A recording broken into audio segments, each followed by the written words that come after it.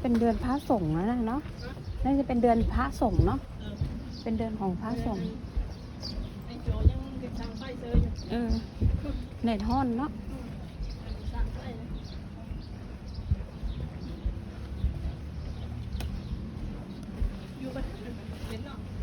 นั่งอยู่หันเนาะล้มมาก่อนหมูส่วนหมูเมื่อก่อนหมูขออีกขอ100 นึงว่าให้ดอกว่าให้ไปสั่งจ้างรถไปจ้างรถมาน้ำกันนี่เด้ชิมว่าบ่มีเงินขับรถเนาะ